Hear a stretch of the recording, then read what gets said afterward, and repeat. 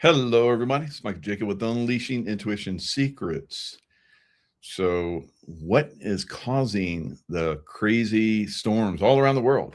So, record-setting snows. I think 2,000. I heard yesterday. I don't know whether it is today, but yesterday there was over 2,000 records broken in the United States as far as cold and snow and so forth. Uh, I think there's a 60-year record that's happening in Russia, and Europe's having crazy snows and so forth. And here it's like all calm. Remember, we had crazy snows very early on.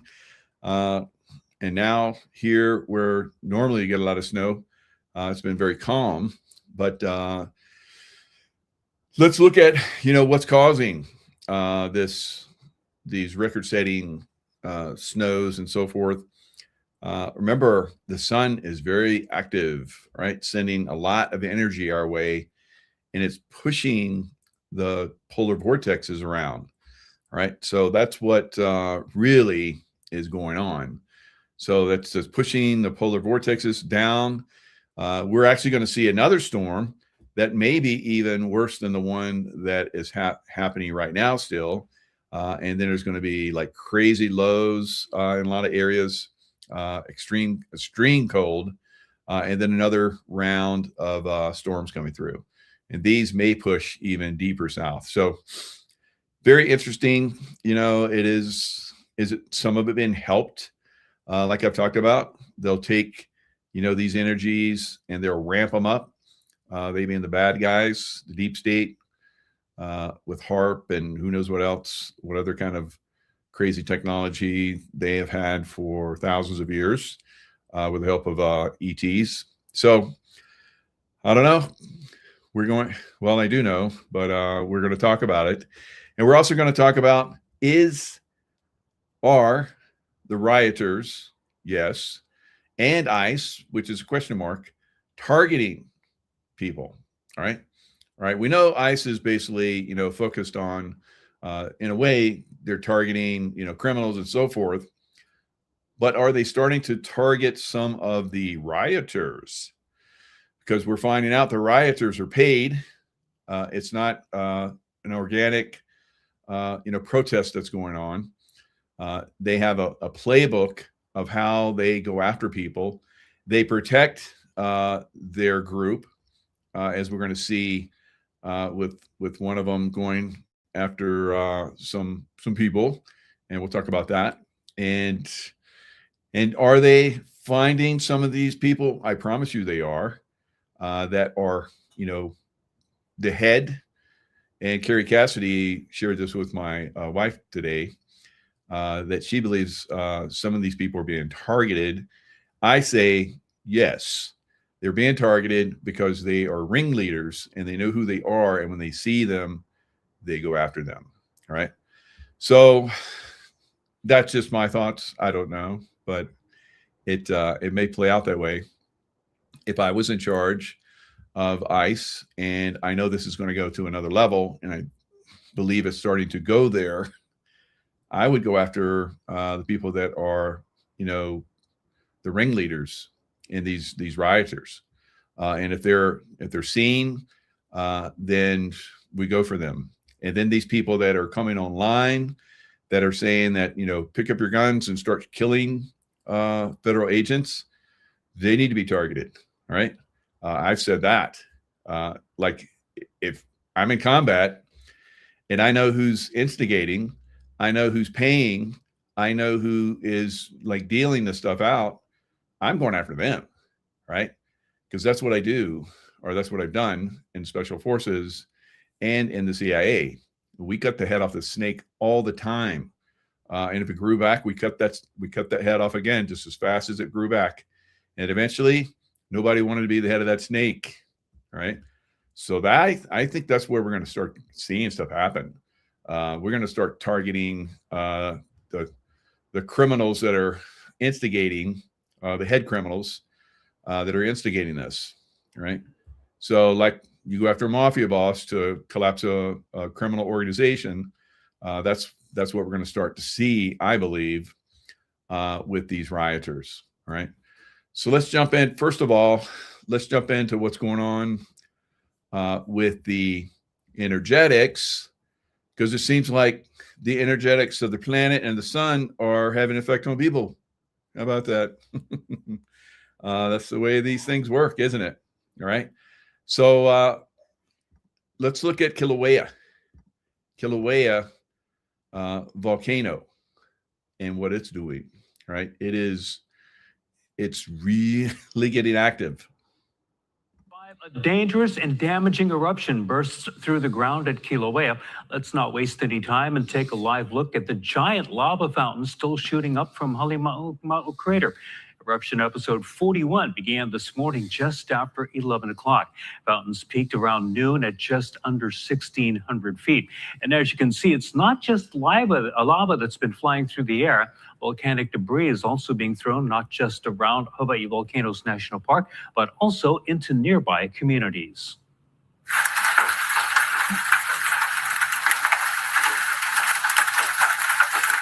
That sound you hear is tephra, bits of volcanic rock smashing down onto homes and vehicles in Volcano Village. Some pieces are up to a foot in diameter. Civil Defense says chunks are falling as far as Fern Acres. That's about 16 miles from the summit. A woman living on Crater Rim Drive was left with bleeding from minor cuts after she was struck with bits of the falling rock. I got it all in my hair right now. I got a little cut. And you got a cut. Yeah. Cars are coming down the road today. Definitely not seen this in my lifetime. Haven't seen this one yet. This is uncharted territory for the Volcano Village. I've lived here for 40 years and I have never ever seen it like this. It's amazing. Rocks raining from the sky. Nobody in their right mind should be out riding bikes in this. It's amazing because when you touch the rock, the cinder, it actually just crumbles in your hand like a sponge. This is crazy. All of a sudden we saw on the USGS camera that it was erupting. So we turned around, came back and rented a bike and we're gonna ride over there again. I was out a little while ago assisting people and I can feel my eyes feel pretty gritty. My car is covered in volcanic debris right now. It's really not a safe place to be. So it's challenging when we have these eruptions. What made this eruption number 41 different than past ones is the light wind conditions. Normally, that tephra and the gas is carried away by the trade winds and it goes downwind and it falls over the Ka'u Desert, not populated area. And because of that falling debris that you can see and hear, Hawaii County Police have closed Highway 11 in both directions in Puna and Ka'u. Those shutdowns are between mile markers 24 and... All right. So as you can see, the electrical energy that's coming from the sun is absolutely having an effect. All right. It's really hammering some of these communities. And I guess the lava explosion was one of the highest recorded yet, as tall as the Empire State Building, right? So very, very significant, volcanic activities. You heard from that one woman. She's lived there for 40 years, never seen anything like it. More's to come, right? More's to come. And it's going to get more intense as the year goes on. This was my prediction. This last year in December for this year, that we would see, just like I did for the previous year, I said we would have, unbelievable activity, tsunamis, volcanoes, and earthquakes. And sure enough, we did last year. This year will be, as I predicted, will be even more intense. So record setting last year and another record setting year this year as well, right? So what is causing it? And is there anything we can do? Well, there's really, there is something we can do. It's called prayer. Literally, there were children that prayed. There's like 1 million children all over the world, and they prayed at the same time, the Maharishi effect. And so they're doing this meditation, and they're sending love to the sun, and the sun reacted, right? So we can have an effect, right? Is someone else with negative intent have an effect on the sun? I think we're in a cyclical period where the sun acts up like this, and it can cause extreme damage to the earth, as we've seen. If you study the real history, cataclysmic events were accepted. This gradualism that was brought in by the deep state, pretty much, is never in history was gradualism accepted. It was always catastrophism because people experienced it. So we're going to experience catastrophism, right? Darwin came in, the origin of the species, and the gradual change of things. That was all deep state having that put in, guys. It's not gradual. We basically can radically, animals, plants, so forth, can radically adapt. It's not like a long-term adaptation. It's usually radical. Something happens, radical change, and then there's a new species or a new type of the old species. So that's what we're literally going through that, humanity, right? So, of course, the deep state is trying to hijack that, and we'll talk about that as well, right? Lots to talk about tonight. I know you guys like to go down these rabbit holes, so we'll go down a few of them today. All right, so Stefan Burns. So he's like, weather forecasters can't give a forecast beyond 7 days. I can. Now, he can look at the sun activity and what it's doing to the earth, like I just described, and give us a forecast long-term out, just like I do as an intuitive. So here's the science behind that. Hey everyone, geophysicist Stefan Burns here. We have just observed a major disruption to the polar vortex, sending a bunch of snow and wind and ice, sleet, slush, and more out of the Arctic Circle further south, down into North America, even down into the southern states, into Europe, into the UK, into the far east of Asia, down to Japan. So there's been a tremendous amount of snow. There's been record snowfall in a variety of locations around the globe just over the past week or so. And this is because of the disruption to the polar vortex. We have more volatile climate here on the planet that becomes more and more disrupted. But this isn't a one-time thing. In fact, we just had a really big space weather impact with a G4 geomagnetic storm and also an S4 radiation storm, the strongest in 20 years, which is very likely to keep the disruptions to the polar vortex continuing on for the remainder of winter and into spring. So this is not a one-off event. In fact, I think that we're going to be seeing a... So that's what I predicted last year, that this winter would last into spring. Now, it won't everywhere, but for a good portion of the globe, it will, right? lot more volatile weather in the northern hemisphere as a result of this, because these solar protons and ions and alpha particles and more, I'll explain all this as we go, funnel down into the Arctic Circle because that is where the magnetic field cusp is located. So pretty strange that we had the strongest radiation storm in 20 years, and then right during that time frame and immediately afterwards, we saw this massive disruption to the polar vortex. Here we're looking at snow depth for today. Right now, we see that there's tremendous amount of snow across the northern hemisphere, specifically in the high latitude regions. Of course, that makes sense, but we also see it having extended further south than maybe normal. It's not like we had massive blizzards, but this is definitely a pretty big disruption that has come about. We can see our 2-meter temperature anomaly here. We see that we have some really cold temperatures here in Eurasia, for example, Northern Europe, and then also really down into the south there for North America.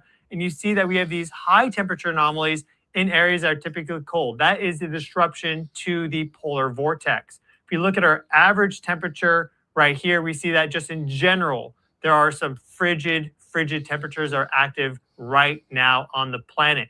what is our polar vortex? We can look at that right here. So this is a stable polar vortex. It's a circulation in the atmosphere that goes from the troposphere where we live, the lowest part of the atmosphere that's the most dense, all the way up to the stratosphere. And this is key as it relates to connecting it to space weather and solar storm impacts, because they charge up the ionosphere, and the stratosphere and the ionosphere, they overlap with each other. And if you have a really strong radiation storm, those particles, highly energetic, can pierce further down into the atmosphere, for example, into the stratosphere. So when there's a stable polar vortex, the cold air is contained, and you have this jet stream flowing like this. But when you get a disrupted polar vortex, you see that all of a sudden this jet stream starts to undulate. It's more like a river kind of flowing, a meandering river. It can pinch off and all this stuff. And we have cold air move south. And then you typically will see warmer temperatures in the area where there originally was that stable polar vortex. So, okay, so like for my area, the west coast of America and into Nevada, as you see the polar vortex pushing down into the southern and eastern and Midwest area, you see the warm air is being pushed up here into the west coast. All right, so that's why we have unusually warm weather here, which is okay by me, because I was expecting, I saw it coming, but you know, it turned off. And will it come back? I think there's a good possibility we'll get more snow here, but for the moment, we are in you know, some of this massive amounts of snow we got is melting down. It's still icy at night, but you know, during the day we get the sun, which is very strong here in the upper latitudes. You know, really starts to hit this ice and snow and melt it down a little bit. And then at night, it gets down to the teens and it freezes rock solid again. And then next day, the sun comes out and melts it down a little bit and gets it all wet, and then it freezes again. So slowly but surely, you know, pushing it down, pushing it back until perhaps we get more snow. We do need more snow because although California for the first time in 25 years is out of a drought, if we don't have that long-term snow that melts and keeps everything stabilized and all the reservoirs full, even though the California government, which is the most corrupt government in history of California right now, is doing everything it can to like let all of that water flow to the sea. You know, if we don't get the snowpack, it's really going to be bad, because these guys are already criminally, you know, letting all this stuff flow into the sea to begin with. And if there's not any to like, you know, keep at least those reservoirs somewhat full for the remainder of the year, then these guys are going to burn California, which I already predicted. I predicted that California would burn again this year. All right. So, and this may be why, one of the reasons why, or one of the excuses they use to use their directed energy weapons and burn California. that's what we're seeing right now. This warm air move north. We're seeing this cold air move south. And that's really hitting North America and Europe and Far East Asia there, with Kamchatka seeing record snowfall in 60 years. That's the peninsula for Russia. And then also Japan seeing some really high snowfall. We're seeing a blizzard come into the United Kingdom right now. Wavy jet stream dumps record snowfall on Russia. This was posted back on January 20th, right as this solar storm impact was coming in. So the key thing to keep in mind. Now, if you've seen some of the videos and the pictures of Russia, some of them are AI, they're over exaggerated. But as you see here, this looks legit. The snow is all the way up to the street light, right? Imagine the street lights in your city or wherever, and the snow level is all the way up to that. So it is pretty significant in Russia right now. Here is that space weather does not create these weather systems in general. It just will intensify anything that already exists. It'll make it more volatile too overall. So we already had this disruption starting to occur, and then you have this impact. It's only going to make it bigger, more intense. And for a S4 radiation storm, an impact of that level we're looking at changes not only weeks from now, but also months and even years from now to our radiation environment, our plasmasphere environment surrounding the Earth. So these sort of disruptions are not a one. Okay, so years from now, disruption. So as I've been predicting, we're going to get colder and colder and colder for the next several years. Off, we're likely going to see a more unstable polar vortex going forward for the remainder of winter all the way to spring and perhaps even into like next year. So this could last some time. Russia's Far East is buried by its heaviest snowfall in 60 years as a winter blast swept across Asia. We can look here. Heavy snow and ice impact millions as winter storm sweeps across the United States. 84,000 power outages. I think it's like 1 million plus people without power. There have been some casualties, unfortunately. This has been a very significant snowstorm, especially here in the South where they're not used to this.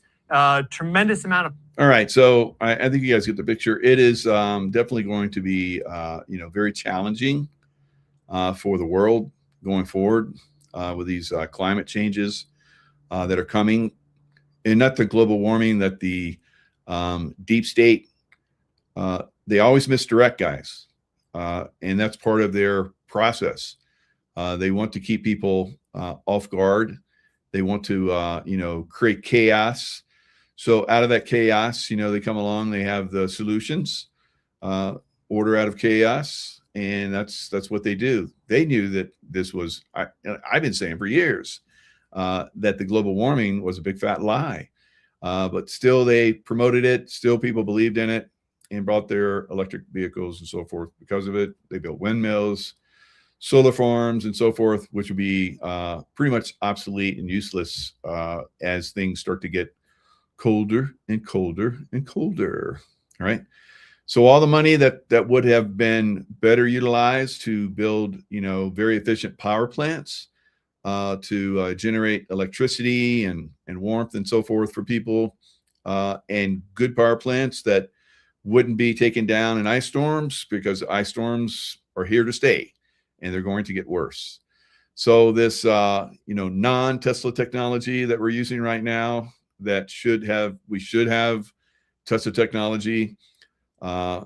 We've seen these technologies utilized in the past. Tartaria, the Russian area, Tartaria. Of course, they want to make Russia look bad. That's one of the things they've been doing. Russia, because they've had these technologies for a long time in Russia. Of course, they have been taken down by the deep state, and all of the technologies, all those beautiful buildings that were built by the Tartarians have been destroyed over the years. Technologies where trains were being radiated energy. That's what Tesla was trying to do. So the Tartarians already had that. Tesla was trying to bring it back. He got stopped out, and now we have power generation that's very inefficient. Electrical lines, which are easily, destroyed in, high inclement weather, whether it be hurricanes, whether it be, these ice storms and so forth. It's a real shit show, and it doesn't need to be this way.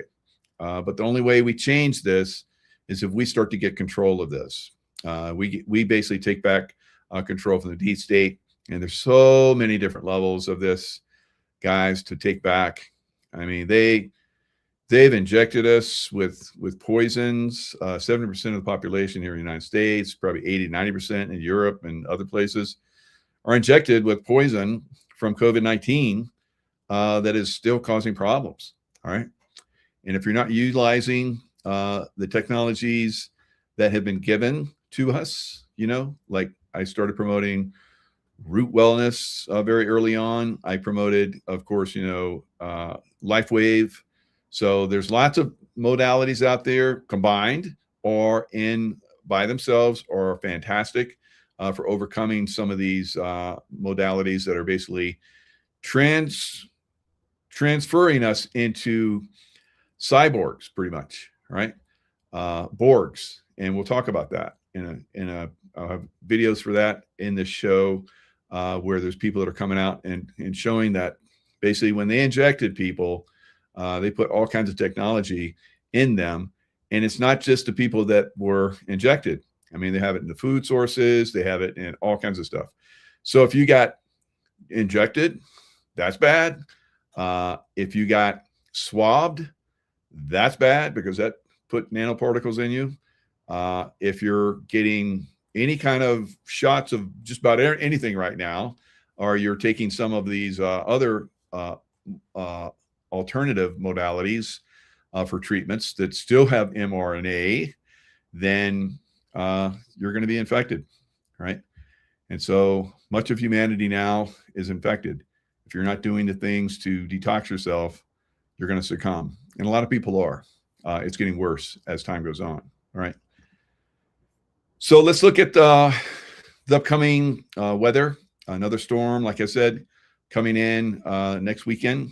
It's going to be super cold for much of the U.S. For the remainder of this week, keeping that snow there, keeping some of that ice there. And some places like Texas and so forth, it's melting off, but we're going to get another round. And so let's look at the weather, for the rest of the week and what it's going to look like.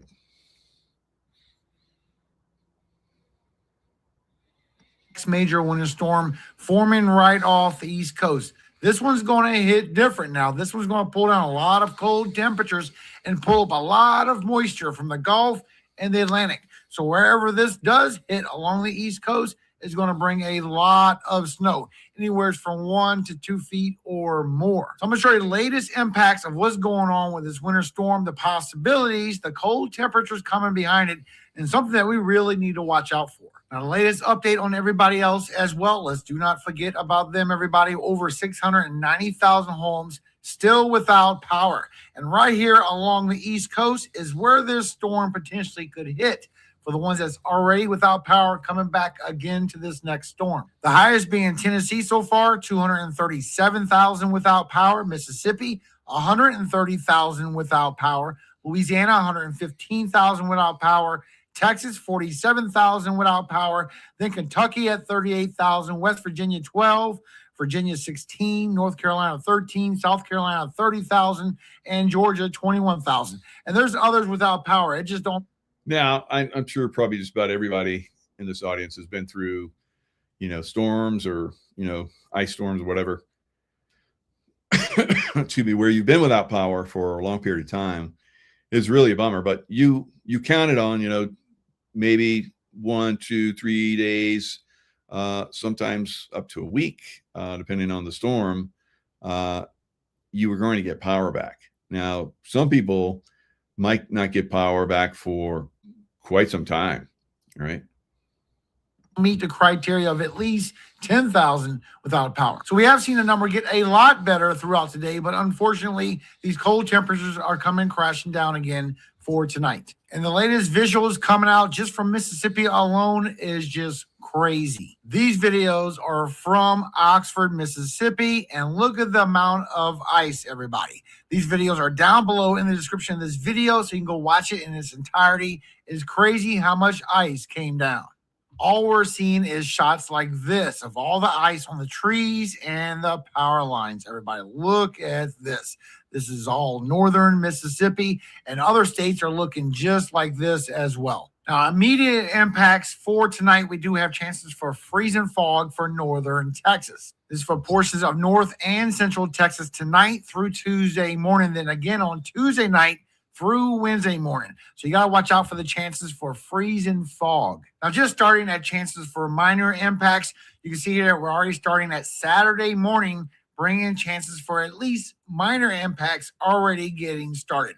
As you go through Saturday evening, this grows from Georgia all the way towards the Carolinas and Virginia. So if you're anywhere from Atlanta all the way towards Columbia, Greenville, all the way towards Raleigh, even the East Coast by Richmond, Virginia, be aware this is where the hardest hit of snow could come along. I'm also showing in the Canadian model that it could hit the precip a little bit further towards the south. So we must keep every possibility in order for right now. And showing as we go through Sunday morning through Sunday evening, still staying right along the Carolinas, but quickly going offshore. your chances for this going towards the northeast lessens. So your biggest chance for snow is going to be from Georgia going towards Virginia, and then maybe across the Delmarva and some of New Jersey. Now, this will update. This is the information that we have as of right now. Now, another factor we need to look at is our data. So when we look at the Arctic oscillation, you see that cold air coming through, but still showing is coming right back again as we go into possibly next weekend. And when you look at your NAO, your North Atlantic oscillation, showing that we're going to be in a continuous blocking pattern as it stays in that negative. This will keep all the cold air bottling towards the central, the southern, and the eastern U.S. All right. So that's the predictive models, but that's not the intuitive models. The intuitive models have it going like you heard from the science expert, Stefan Burns, that this is going to go into spring, like I predicted it last year, that it would go into the spring, and there would probably be any spring. And for a lot of places in the United States, there wasn't. Now, this year, for some places, there won't be a spring again, and it may even go into some of the summer this time. So remember, it's going to gradually, continually get worse and worse and worse. And the globalists and so forth, and then there's people that don't want to sensationalize and don't want to get you scared. I say, give me the facts so I can deal with it, right? But you're not going to get that from the mainstream, and you're absolutely not going to get that. You're going to get lies from the globalists, and they continue to have some power within the press, within the media, of course, and they're going to continue their lies. But we are going to give you the best information going forward, so you can make your plans and use your intuition to guide yourself. All right. So yeah, it's going to be continually challenging, not just with the weather, but with earthquake activity. I don't know about the hurricanes. Seemed like they kept the hurricanes out this last year. Will they return this next year? I haven't seen them. I haven't seen it yet, but once we get closer, then I'll start to try and get those predictions, because predictions last year were accurate as far as like the intensity of the hurricanes that I saw, which we had 3 of them, which I predicted that were above Cat 5. And fortunately, none of them hit the mainland. All right. So they all went out to sea. And I talked about how I said, why doesn't somebody go out there and get those big tankers and cargo ships that have been converted into creating these storms and take them down? And I was thinking that the Special Forces guys would do that. And we didn't have those storms hit the United States. How about that? So like I said, we can inform and we can get the information out that will, help transform our consciousness, transform humanity into something better. But we have to be ahead, and we have to work together.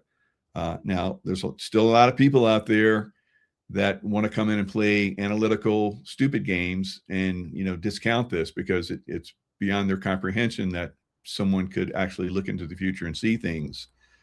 So there are those of us that can, and actually every one of you can. And I think more and more of you are starting to tap into that. So that's the promise that we have going forward, that all of us will have these possibilities.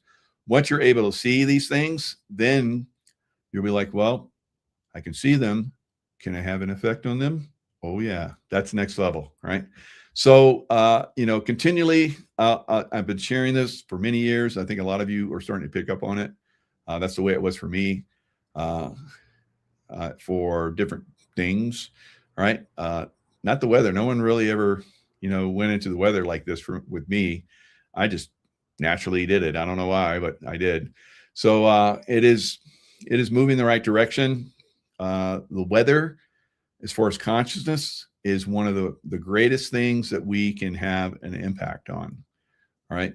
It's very easy for human consciousness to have an effect on, I guess, because there's more grounding that we have, where our consciousness, once it connects with the frequencies of weather and so forth, even if they're being manipulated, we can have somewhat, if we work together, an impact on it. Now, other things we can also have an impact on. And I've been talking about that for years as well. And that's sending love to the baddies, right? Their frequencies are not at the love vibrational frequencies. They're in fear, they're in anger.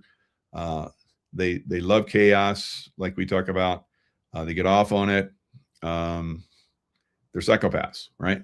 And some of them are hybrids, from other species, which are very negative. So they don't like the rest of us humans. And every chance they get to make our lives miserable or kill us off, they do it, right? We already know that. It's a fact, right? COVID-19, it's a fact, right? And we'll, like I said, I'm going to continually inform about that. There's a lot of people talk about it now. We couldn't talk about it before. And if you did, you got in trouble or you got killed, right? So now we're actually able to get more of this information out. So that's good. All right, so the next one we're going to go into, James O'Keefe reveals shocking details of army of anti-ICE agitators who have taken over Minnesota. And he's on the Megyn Kelly show. Nino Rodriguez was, putting out a post where he said, say prayers for, James O'Keefe, because he put out a post where, he had agitators are trying to kill him. Well, you're going to see. That was a fact. And so I'm going to break this down. There's more information in this. We have Kash Patel that's talking about how they're finding funders of these. So imagine that. If you're finding the funders and you take the funders down, this might stop it out in other places. So this is a good thing. We're moving in the right direction, guys. All this over the weekend. Tell us about your experience. Hey, Megan. I was actually in Minnesota for a different reason on Friday and Saturday morning, and I was in undercover journalism, doing some undercover journalism, and I was there when the shots were fired. Just absolute coincidence. So I walked over to the location in what appeared to be like the suburbs of Minnesota, a relatively nice neighborhood. People need to understand that what's so shocking to me is that this is not like a bad neighborhood. This is just a suburban place. And this is before the autonomous zone was formed. I don't know, about 11, 12 a.m. I was walking. We parked our vehicle, got out of our vehicle. We did a... Okay, so in another autonomous zone, just like they did in Seattle back in 2019 when the George Floyd riots were raging, right? It was basically they cordoned off an area of Seattle, had stores and so forth. They were keeping people from moving in and out of there if they didn't like them. That's what they're doing again here in Minneapolis, doing the same thing. They've set up roadblocks, they cordon off streets. They set up in these areas. There were rapes and murders within this zone that they created. And eventually Trump's like, I'm going to send in the military unless you clean it up. And then of course, the governor and the mayor finally cleaned it up, but not until after it had been set up for a long period of time. So I think they set this up yesterday, and we'll see how long this is going to last. Undercover people in the mob. But what was striking to me is right when I parked my vehicle, as soon as I got out, it's negative 12 degrees. So every part of your skin is completely covered. They can't identify you. Immediately, 5 women who are white began interrogating me and asking me who I am and what my identity is. I've never experienced anything quite like this. I actually told... All right. So obviously information is being passed. So somebody, as James O'Keefe or one of the other groups is going to talk about, is they were followed by press, by, I forget which press organization, Reuters or something. And when they started to do stuff, it seems like these agitators, as he's calling them, These are, people that are paid to be here, guys. This is a paid, organized, very highly organized, very, they've been schooled, they've been taught, they've been informed. They all, are on the same sheet of music. There's basically documents that are starting to be shared where they have these documents that basically tell them how to work together, what to do in this case, what to do in that case. And it sounds like this is a playbook that they were taught when it comes to James O'Keefe. And, he had security and all this kind of stuff. They took a knife away from his, former Marine security guy. I was like, what? And he's, I think he said his gun was back in the car or something. I'm like, what kind of security guy is this? But anyway, it is, you're going to see, they're going to show how they attacked him. And man, if I was a security guy and they started, throwing, using deadly force, it was throwing a water bottle that's frozen at you. If that hit you in the head, you're dead. You could fall and then they're on top of you and they could beat you to death. Right. So I'm not going down there because I'd be blowing people away. Right. And I don't know how, I even said in a post, that's like, you shouldn't be rolling unless you're ready to throw down. All right. You go in a situation like that, you're basically almost surrendering your life. These people are highly trained. They're very motivated and they are ready to throw down, right? As you're going to hear. When I was press and they proceed, it was almost like they were going to do a citizen's arrest on me unless I identified myself, showed them my ID. So I told them, I'm James, forgive me. Yeah. You guys have given us a couple of videos exclusive to you. People can check them out at your website. So we'll play a couple of them as you tell the story. And there is one of the moment I think you're referring to where they're demanding you show your press badge in SOT 9A. Here it is. Yeah, I want to see your work on the fucking phone.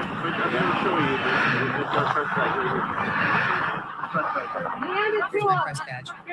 These guys are not press. I looked up social media. It's from Portugal. They're not from Portugal. All right. See, she already looked it up. Boom. He's trying to pose as somebody from Portugal. He's all covered up, as you guys can see, so they can't recognize him because it's super cold there. Everybody's covered up. You have skin out there. You're going to it's going to get frozen pretty quick. It's -15 or some ridiculous. So these are the outside force. All right. And they're trained to do certain things, which they're doing right here, to recognize anyone that could come, that could get information about their activities.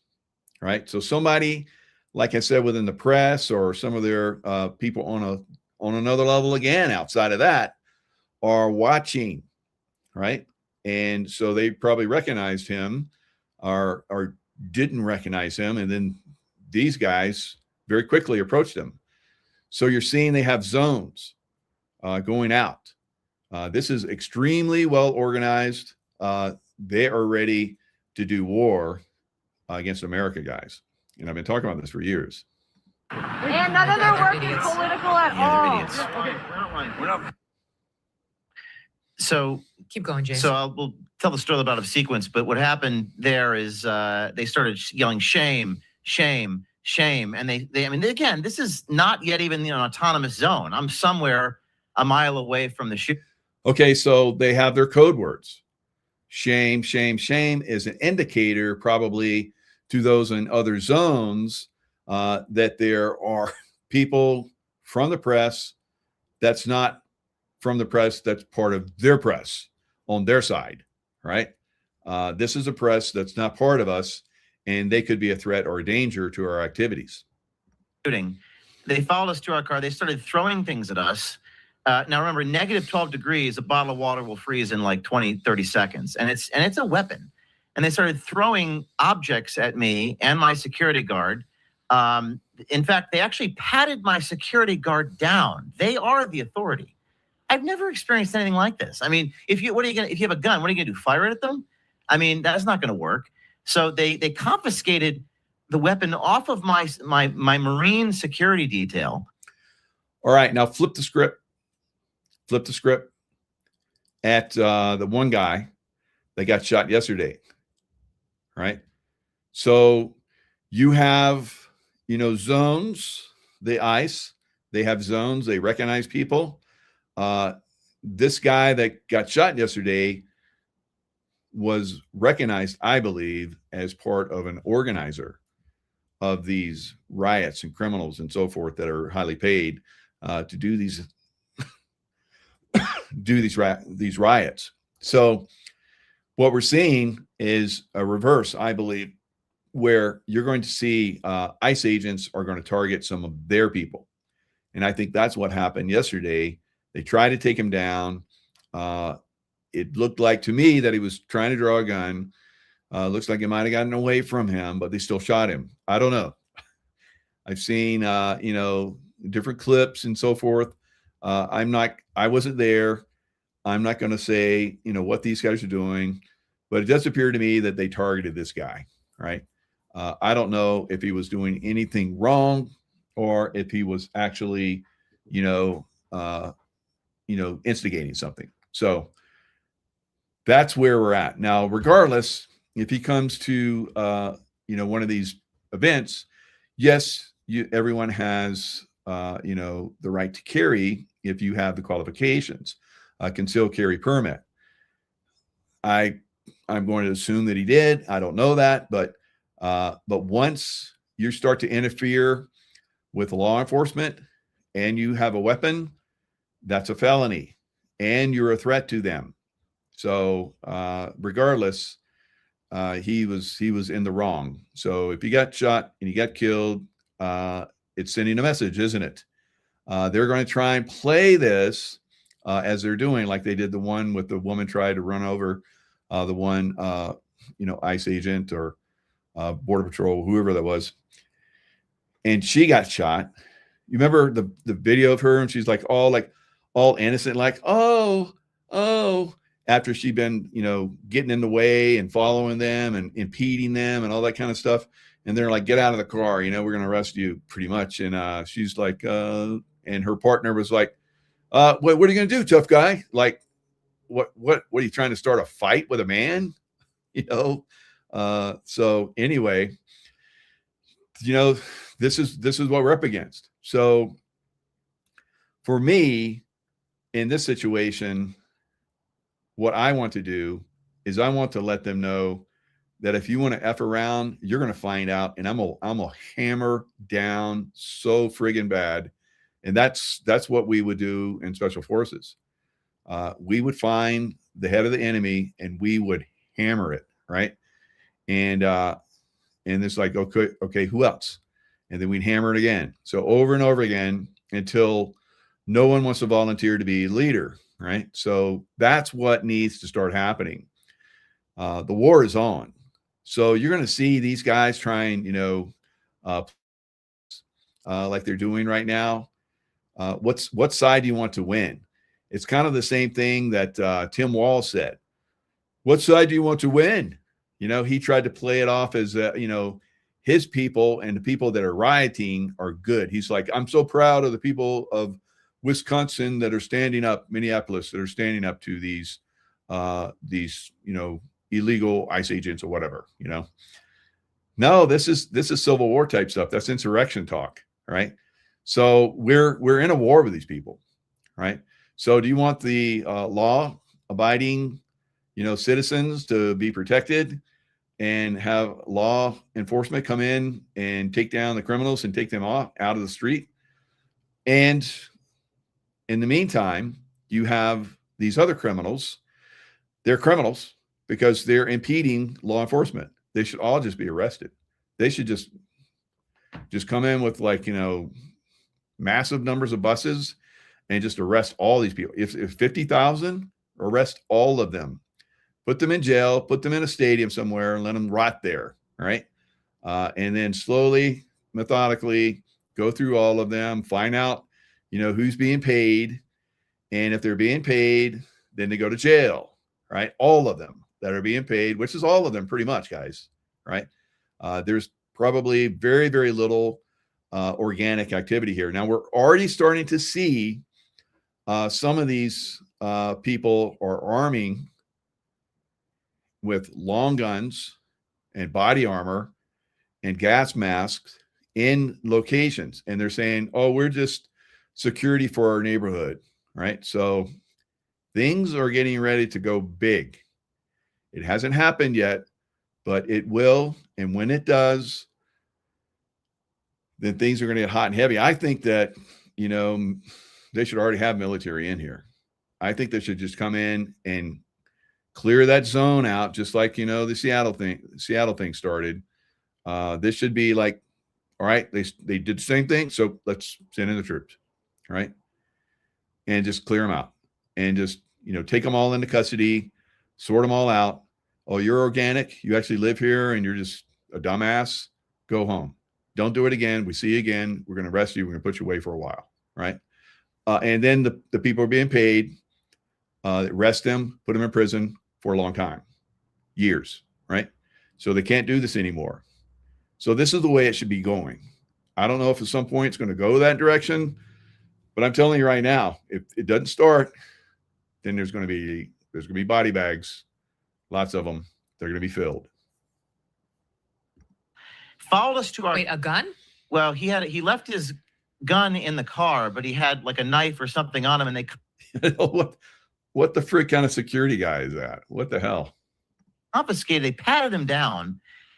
Like they're the police. Now the police in Minnesota have left. The police have left this area completely. So you're completely on your own. And I'm shaken. Megan, you have me on to talk about my film Line in the Sand. I've ambushed the cartel. They run away from me. They don't like the cameras. These people will kill you. I've never quite experienced, like, I guess I would call it communism up close. Like, I've never experienced anything like this. So we go to the car. And they start throwing projectiles at us, rocks, ice bottles, what appeared to be a knife. I'm still going through all the footage. I'm wearing a bulletproof vest. You saw it in the video. It was terrifying. And we have a couple clips we've given you, but I'm honestly a little bit shaken. I wouldn't say I'm scared, but I'm shaken. And I guess we'll unpack all this. But what struck me is how organized these people are. Every car. Hold the thought on the organization, because I do want to get into that. Let me show the audience a little bit of what you were subjected to. Let's hear SOT 10A and 10B together.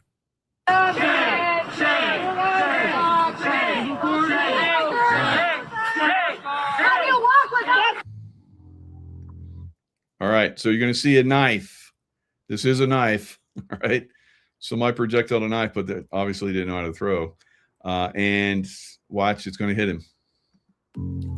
The crowd's following James. Right there. Now you can see the So that's a knife. projectile hit James in the back.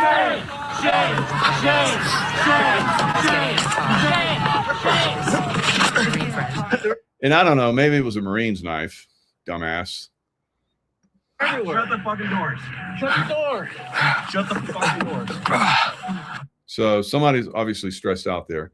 So you don't go into these zones, guys, unless you're ready to throw down, right? Obviously, these guys did not belong there. They're not at the level, right? So they're lucky to get out of there without being, severely beaten, the least, and something worse in the worst. Whoa. We're fucking pressed. We're pressed. You know what the First Amendment is? Yes or no? They threw a frozen ice. Yeah, so they know they're not their press. They're not their press. So we know the press is infiltrated.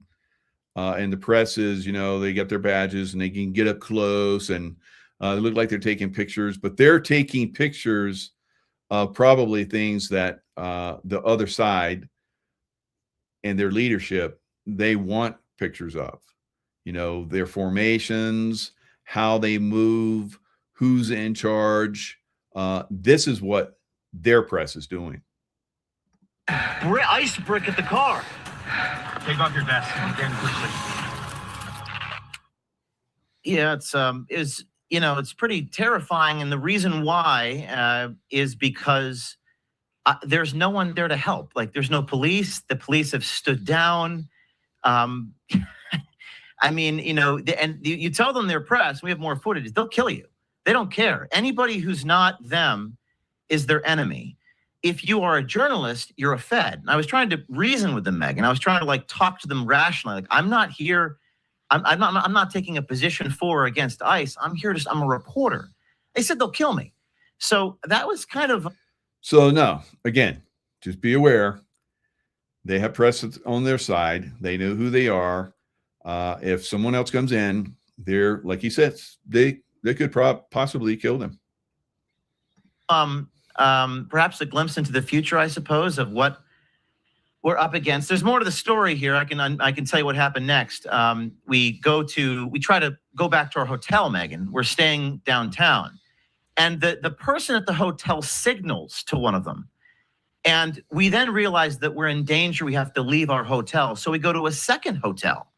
And we've got someone. What? What do you mean he signaled? He told them that you were staying there? Yeah. Yeah. These people have spotters everywhere. They have spotters in every street corner. They have people working at the hotels. They somehow got our license plate, rental car. My driver. So this is pretty much the CIA playbook, guys. When I was in the CIA, we would pay street vendors. We would pay hobos or people that acted like hobos because they get paid well. They weren't hobos. But they would, if we told them what to look for, and then, we gave them a burner phone. And if they saw certain things, they would, call the number and, report. And then, that was it for that phone. So then we would meet them again later and give them another phone and give them more information of what to look for. But it's the same playbook. It's the same playbook. So these guys are, as you're hearing, very highly organized in multiple levels going outward, even all the way to the hotels. Remember, there was like a Hilton Garden Inn, I believe, that was, telling ICE agents that they had to get out. And then the Hilton organization said, yeah, we called them and fixed that. And then there were, I know the Shirley guy or whatever went down to check it out. And Nick Shirley, I don't know if it was Nick Shirley or some Nick other guy. So Nick Sorter or something like that. So I think it was Nick Sorter went down to check it. And so he goes in and says, yeah, I heard this. And the guy at the desk says, like, no, we're not allowing any. My management said no ICE agents, no federal agents can stay at our hotel. So he was telling them, Hilton put out that it was open now, that anyone could stay here. And he's like, well, that's not what I've been told to do. So Nick Sorter got out there. That went out on the airwaves. And then Hilton Hotels basically said, that's one of our affiliates, and no, they are no longer our affiliates. And we're going to take down that signage and all their connections to us. But this is the way it's happening. This radiates out on multiple levels. The criminality, and imagine all the money that's being paid. Imagine the money to the owner of that Hilton. You would think that, it would take a lot of money to make him turn. Yeah, it probably did. So there's a lot of money involved in this. And of course, the Somalis are trying to get out of there with, hundreds and hundreds of $1 million in suitcases. So, there's a lot of money that's been stolen in this. That's what really needs to be found out. And that's what they're trying to do. But this is what the, criminals, the Democrat criminals are basically sitting in these radicals that are paid to come in and, cause problems. Got a text message, a death threat from a burner number on his phone, which you posted it. I did post that, the death threat. Yes. It reads, we know you're in Minneapolis. You're with O'Keefe and his crew of Nazis. You're in a white Ford license plate, and then you blocked it out from Florida. You have 1 hour to leave or you're dead. That was to your driver? Yeah, that was not to my cell phone. That was to the driver of the vehicle who rented the car. We don't know. I've had the FBI reach out to me. I've had the Attorney General of the United States actually DM'd me. Bondi DM'd me this morning. We're trying to figure out if we can trace it, but that was not to my cell phone. That was to the driver of the car, which I speculate they ran the tags and found out who rented the vehicle. And they followed us to the hotel. And usually I wrote in my tweet or my post that usually I'm able to lose a tail. Like they give up. You just drive down the freeway. We go to a second hotel in a town called Wayzata, Minnesota, which is kind of a rich suburban town on the lake where they do. So again, these guys don't belong here. All right. So I've driven in combat zones where they have tried to follow us and so forth. And I know how to follow. My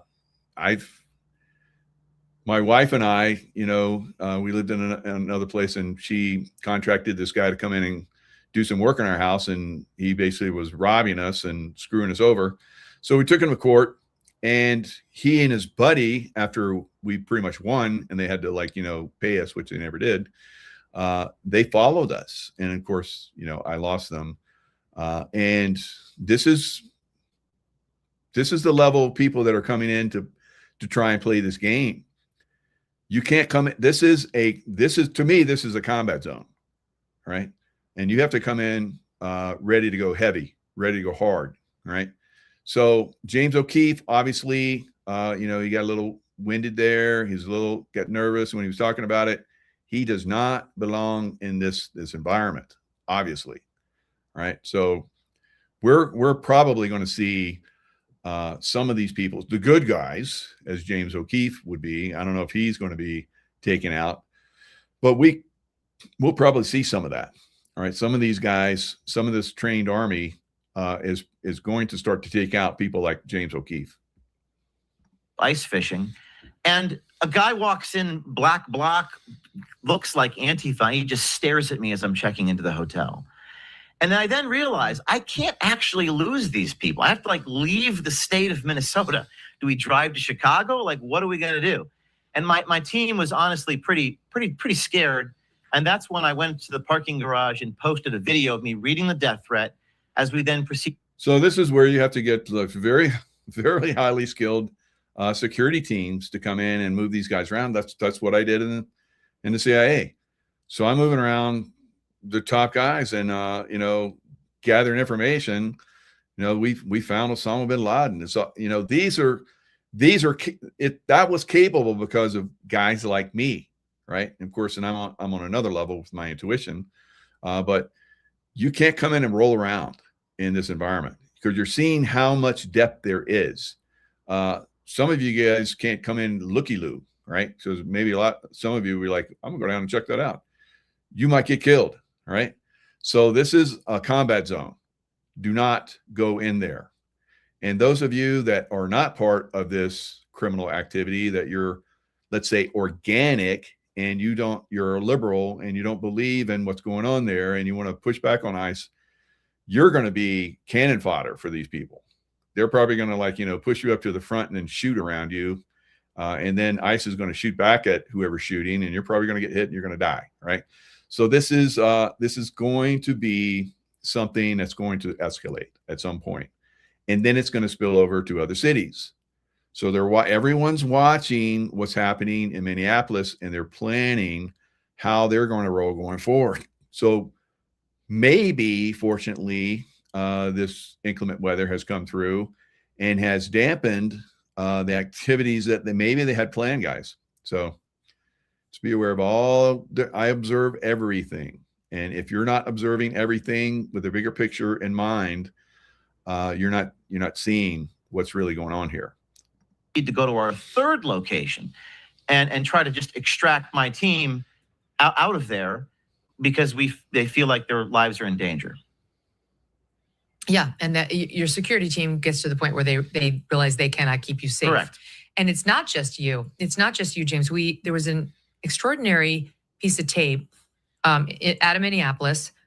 This is posted on the New York Post, but we found it on X originally, where anti-ICE protesters violently swarmed a Minneapolis hotel. They're big on swarming the hotels where they think press like you or ICE or Border Patrol are staying. They believe federal officers were staying there. They began hurling items quoting here from the New York Post, at people inside, smashing in windows, graffitiing FUCK ICE across the building's facade on Sunday. The large mob descended on the Home 2 Suites by Hilton Hotel last Sunday. They shoved and hurled objects at a Minneapolis Police Department officer and others just inside the hotel's lobby and attempted to push their way in. We're showing some video of it now, forcing those inside to use 2 large vending machines to physically block the rowdy demonstrators. We're all locals. It's all locals, one man shouted as he tried to ward off the protesters. And then we see this piece of tape with a federal agent who's been guarding the hotel come out and scream, not scream, but like yell with the people at the people standing there. Where is the local PD? Let's listen to it. SOT 12. Is everyone press? We're overnight. We're all members of the press. We're all press here. Okay. This officer appears to be bleeding from the mouth. Oh my God. Are you okay? I'm fine. Are you okay? I'm fine. He's all right. He's all right. Where's the local PD? That's my question. All right. So, the press asking him questions. That's their press. All right. So they're scoping this out for potentially a future, riot, because they've already rioted the place. I guess they gave up. They figured maybe somebody got to them and said, yeah, there's nobody there. So now this guy comes out and you're seeing him being questioned by their press. For the press. Okay. Where's the local PD? What's your message to the local PD, sir? No. Okay. Well, the mayor. Very chaotic. Sir, while you're giving messages, what would your message to the protesters that want you out be? As long as you're giving comment. This guy is bloodied from the nose and the mouth, James, and asking, basically, where the hell's the backup? This is a federal agent. Yeah, I mean, there's no incentive. The incentives are not aligned. You can't hold them accountable. You can't defend yourself. You can't shoot back. You can't fight back. You can use a mace or something. Or yeah, that sucks. So this guy has some kind of action rules. You can't shoot unless this happens. So his mouth and his nose is bloody. Obviously, they threw something at him. That's assault with intent to kill. He should have been able to give, to shoot. Now that situation, if I was there by myself and I had rounds of ammunition, which I would, once you start, everybody goes. All right. Because everybody's a threat at that point, unless they're running away. And I don't know, maybe even the runners, once you get me excited, everybody's going. All right. So it's about to get to that point. It's about to get to that point. Ray, but if you did that as you're being attacked, they'll use force against you. They'll kill you. And so the only thing that the numbers are just too great. The only thing that we could do, and I was, I'm not a very fearful person, but I recognize when I'm in danger, there's a difference between fear and danger. The only thing you could do is just walk away and not engage them. That's what I had to do in that moment as they're throwing projectiles. Just walk, don't pass go, do not collect $200, not look back at them actually, and just get the hell out of there.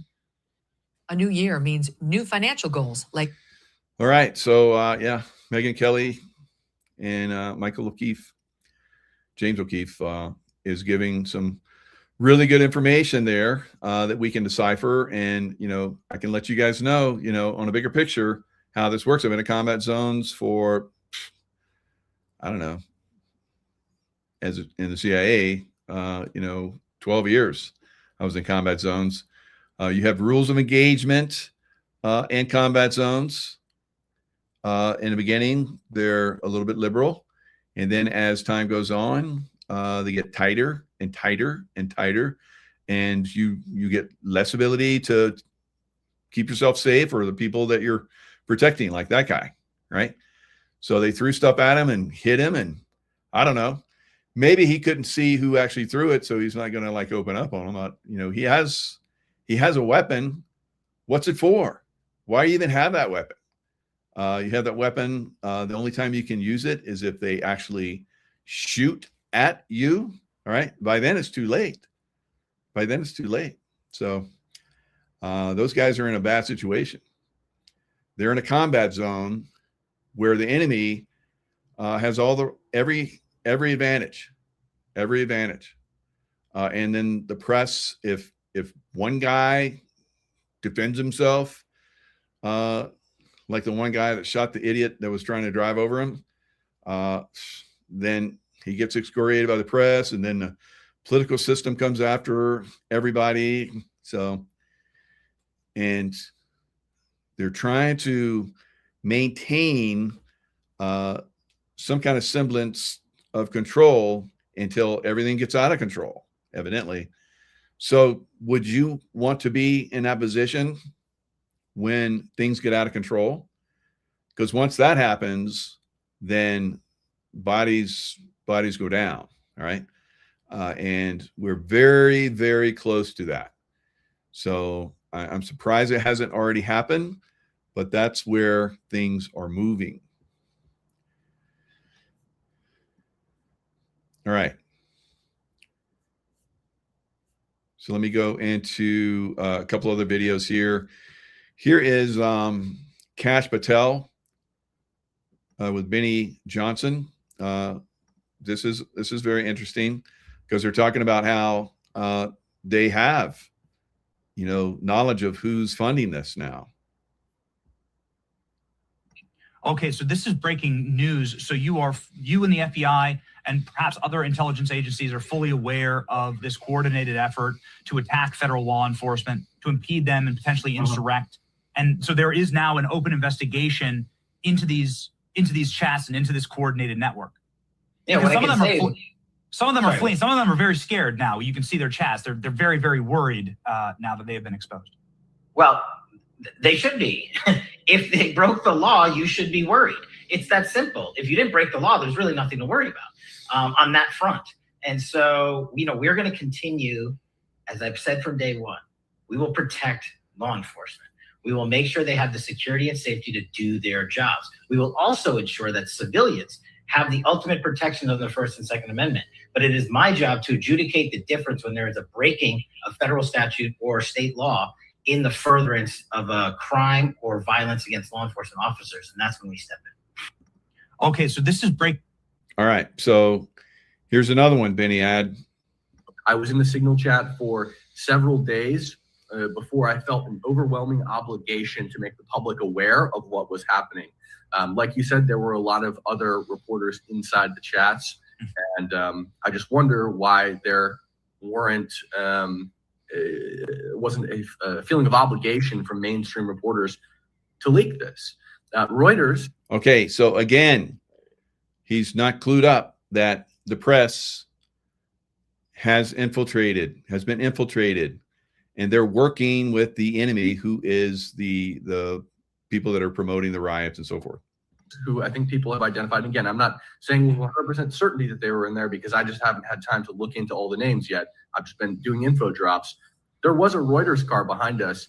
I think for 2 days, they had a Reuters printout in their windshield right behind us, especially when we were, when I was following a bunch of protesters that were following Greg Bovino around. They dumped a bag of chips on him. He had to deploy that green tear gas. Everybody saw that video. That was that day. There was a Reuters car right behind us, and we were right behind the convoy. So that's what's going on. And the Signal chats did get nuked as a result of my reporting. They completely wiped the Signal chats, but they've restarted.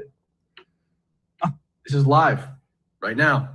There they are, calling out license plates and intersections as we speak. All right, so there you go, guys. The press, like I said, is involved. And, you know, I've seen that many times overseas, unless they're, you know, on the CIA's dole.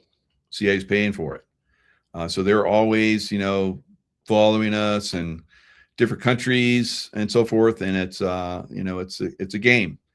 You learn how to be able to move around and, lose the press, lose the follows. Over time, you're figuring out how to do that. So that is one thing that is, going to be a problem for those people that haven't figured this out yet, right? So hopefully this video gets out there and people look at this, because I know people are starting to look at my videos about when I'm talking in depth about this, and then I see changes for the good. So we'll continue to see this until people figure it out. Now, the economy is pretty much ready to implode, right? The dollar is losing value very rapidly.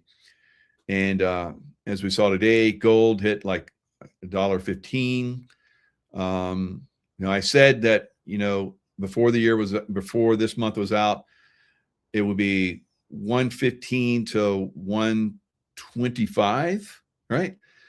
So we're in that range. We've already hit the 115. So anything above this is, closer to my top, spot, which I have this zone. My top zones have been hit over and over and over again, but we're within the range of where I said it would be. Now, it pulled back after it went up to 115. And I think that's because profit taking. I don't know. I didn't get a chance to look at it. I don't know when the Shanghai Chinese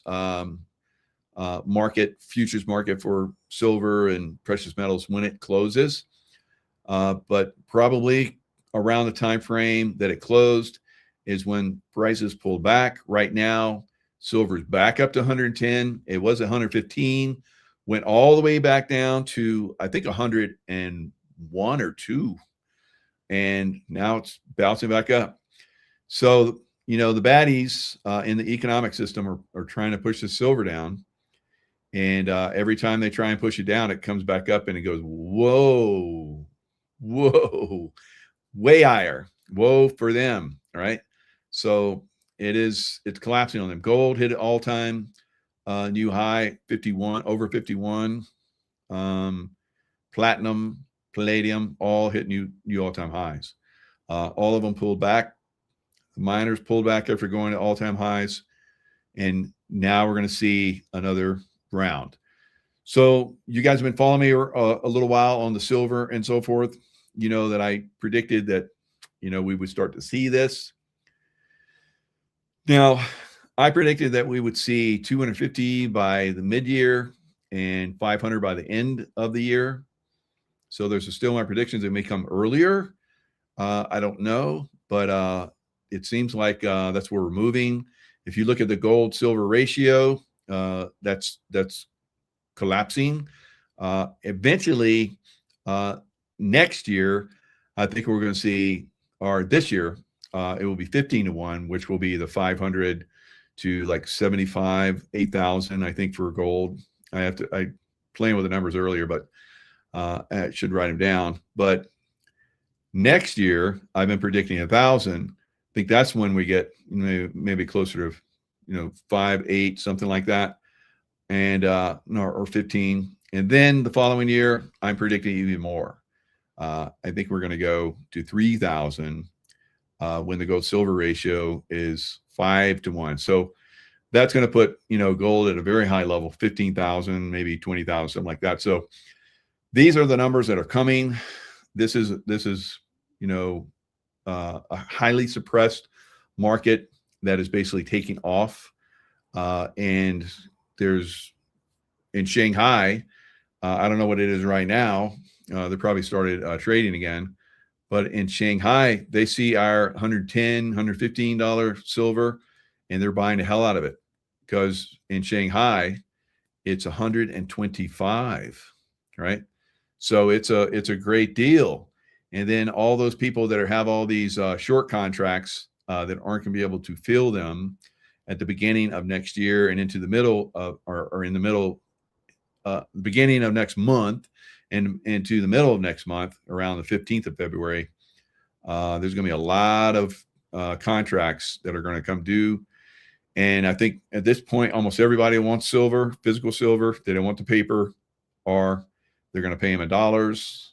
So that'll appease some people, but not everybody. So there could be some defaults, and then things are going to get even more wanky, right? So the dollar collapsing. Let's see what the dollar is right now. It's down to 97. It's getting ready to break 97. It was like 100 like a month or two ago, and it's been rapidly falling. Went from 99 to 97 over the last week or so. So it's in almost free fall. So as it goes down, price of silver and gold go up. So you see the Dixie, the dollar index basically continue to go down, and you're going to see, precious metals continue to go up. Now, at some point, we could see the bonds in Japan start to collapse even more. That's one of the reasons why the dollar is collapsing, because they're trying to support the yen trade.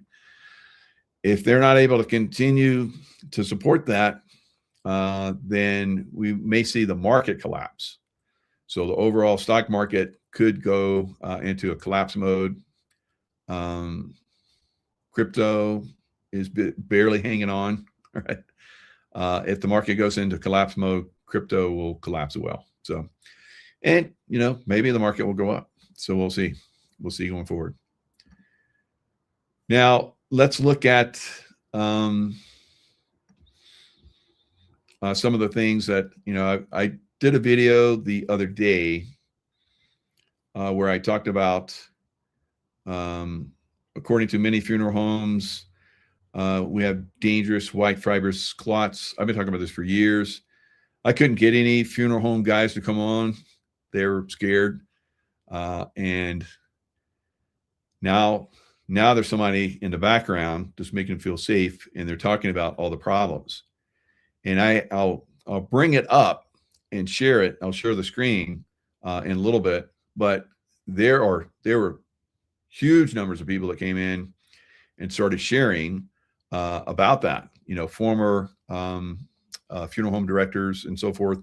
They were saying, yeah, we didn't see any of these clots before 2019 or 2020. And then lots of people talking about how their loved ones basically got the shot and basically died. They did autopsies on them and they had filled with white clots and all kind of crazy stuff. So it's a real thing. Now you're going to see, and I had this one gentleman on that talked about this. I have to bring his information up again. We did many shows together. He was an Indian gentleman that had trained in the Nepal with the monks and so forth, and had reached incredible levels of consciousness. And he knew that the Chinese were basically going to come in with these shots and change humanity. And he talked about transhumanism and all that kind of stuff in his books. I remember, unfortunately, before he died, he was trying to get me to come to Washington, D.C. and work with him to reveal more. And something didn't feel right. I was like, I didn't make it. And then he did a video where he warned Iran. Oh, he's Iranian, not a Indian, but he was basically warning the Iranians not to do certain things, not to get involved with the United States, not to come into the United States, or bad things were going to happen. And it wasn't long after that he died mysteriously. So this transhumanism is absolutely a thing that they intend to do with shot, like he talked about. Right. So let me play this one video. Signs you're near a clone or an NPC, non-player candidate. Right. So this will be very interesting for some of you. I've been in this discussion for almost 5 years. Right. So now more and more people are understanding it, starting to share it. So this is a good thing. any clones coming into Europe, right? That would mean there's even potentially clones in this room right now. There must be so many. 80% of the Caucasian population. 80%, okay, cool. 80% of the Caucasian population. 80% of the Caucasian population are clones. Racist. So, it's not about racism. So also, no, it's nothing to do with race. Is there any science? It is about race.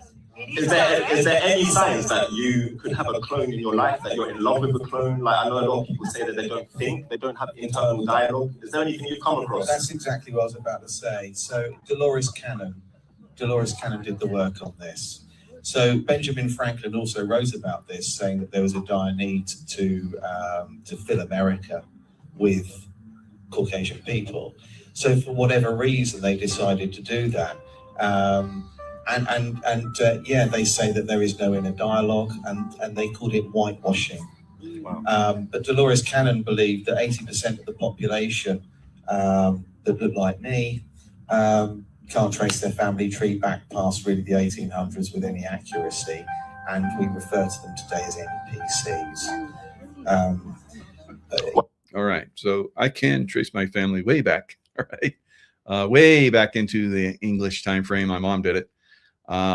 And, you know, my wife Tracy and I both were big followers of Dolores Cannon. She actually went to a course, personally met Dolores Cannon, did a regression with Dolores Cannon.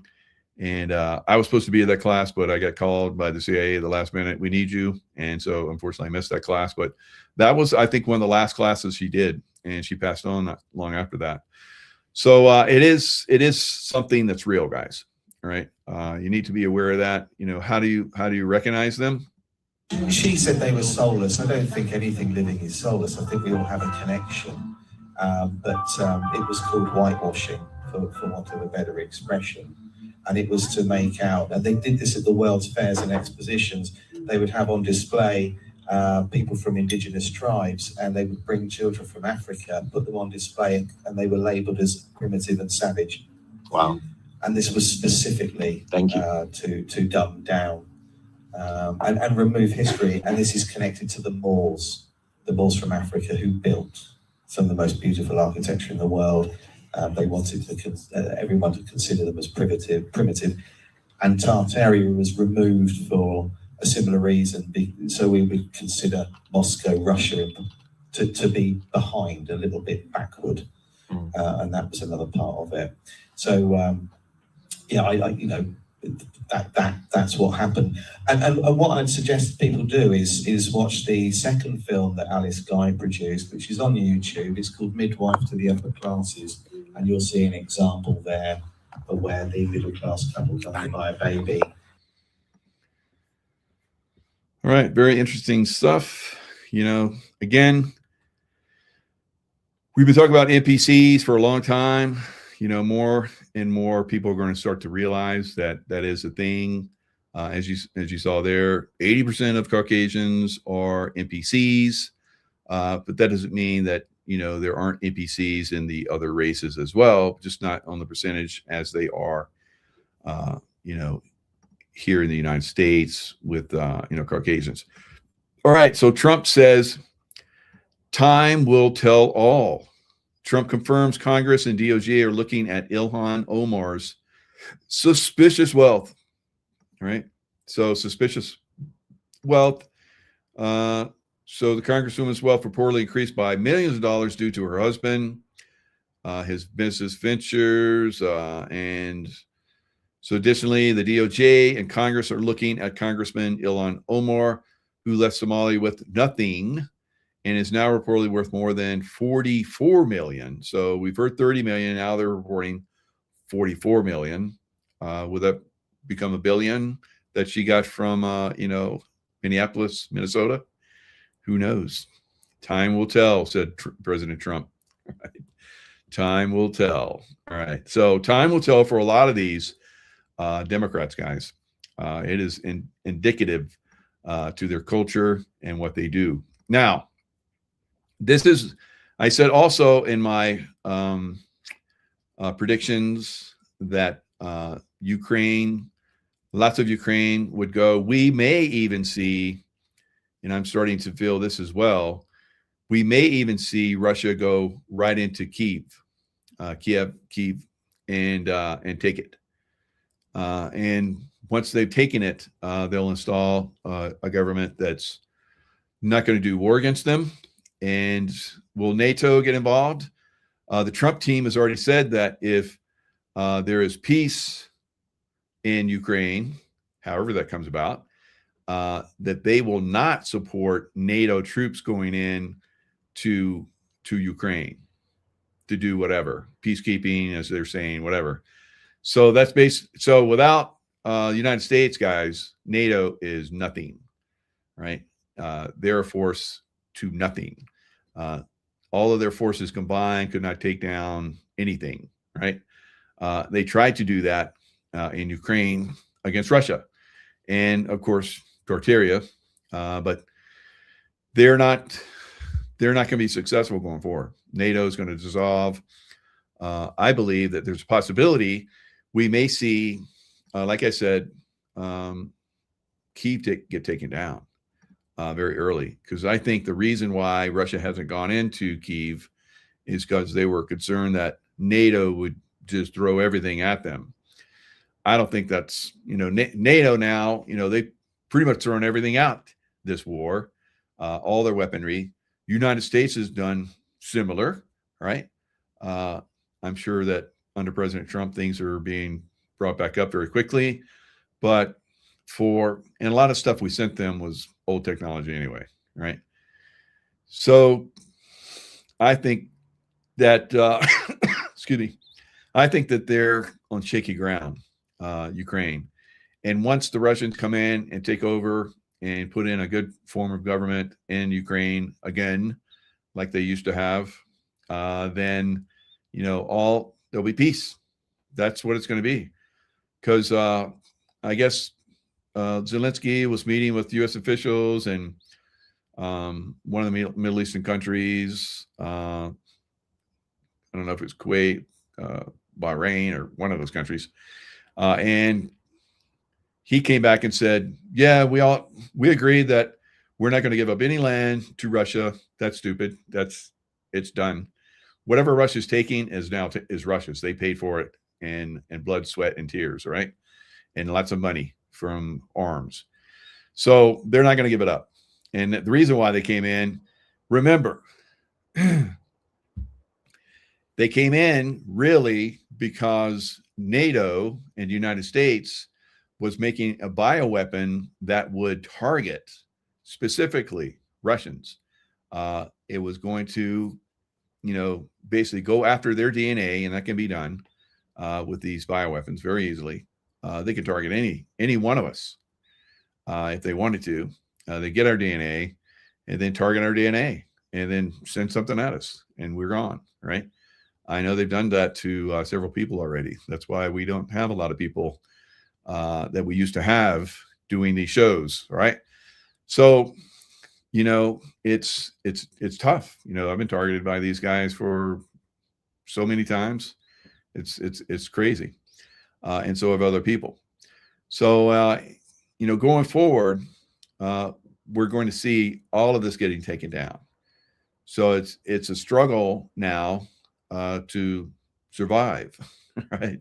To survive. And if you're not taking the right supplementation and so forth, you're gonna succumb, right? This is all there is to it. They've vaccinated, like I said, so many people, and there's shedding going on, and they're putting it in the air, they're putting it in the water, it's everywhere. So pretty much, I think everyone's been, infected to a great extent at this point.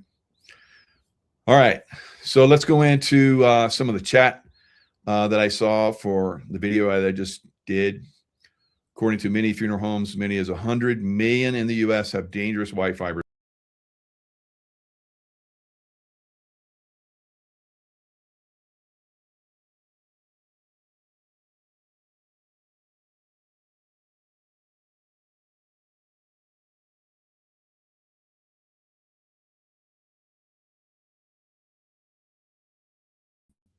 So I get kicked out. All right, so now I'm back. All right, so let me share the screen.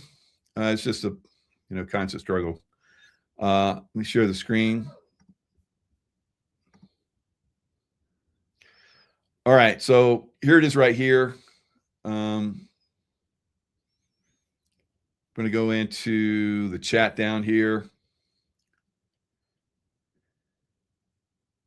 I was an embalmer before the vax came out, and we never saw these kinds of clots before. Michael, my cousin passed in 2023 from MS. At his wake, his 83-year-old mother asked both funeral directors if they had seen the white fibrous clots in the deceased during embalming. They both looked at each other, then admitted to her they were seeing them. All right, they found white fibrous substance in my son's heart, which killed him. I insisted on an autopsy. They didn't want to do one. I knew that jab killed him. And those of us who knew 19 shots or biological weapons knew what was going to happen to people. I got blocked from Facebook. Yes, me too. For 3 months for warning people out the gate.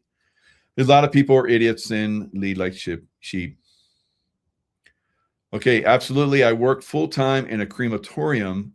I accepted the job in the spring of 2021 and said I didn't want the jab, and was told I didn't need it. Turns out I was told I had to take it months down the line. But before they left, it says I saw an uptake of infant deaths and also younger people under 40, mostly of sudden deaths, heart attacks, all sorts. Frightening. Same here. I begged my mother and sisters not to take it. I was called a conspiracy theorist, uninvited to holiday family parties. Now they all have health issues or mental cognitive issues. Thanks for confirming shedding. Yes, very real. Absolutely. So anyway, I lost my sibling in the hospital. I have no more family. I didn't take the armed injection. Turbo cancers are developing from these jabs too. That's correct. Protesters go to jail and the prison while politicians commit unspeakable crimes. Nothing happens to them. Where's the justice? The Clintons have already expired at Gitmo. So there's lots of interesting chat. All right. So I love to get in the chat and see, where the consciousness is. Now for this video, when I first released it, I didn't put the title that I have in there now. I had another I forget what it was, but it was a very lame title, right? And but at this point, I've basically given information, like you guys saw, of the shedding and vax and how people were dying and how people in the funeral business are seeing these white clots like crazy. We saw the videos of it several years ago, and I knew that it was going to get worse, and it is getting worse. More people are dying from the shot clot, right? Clot shot, right? So now those that are getting boosters, they may have, taken the first shot. There's a countdown that starts, but as they get the boosters, that countdown, quickens, and they don't have less and less time left. So unless they get on something that's going to, detox them, they're done. And most people don't even comprehend that was what they did. Now, on another level, some of these people are basically turning into like zombies, right? And that's one of the problems that we're seeing now. All right, so I had some other videos. I've lost them. I think I had them lined up and I forgot, and I deleted one of the ones. So give me a second. I'm going to go in and look for this video. Yes, there it is. So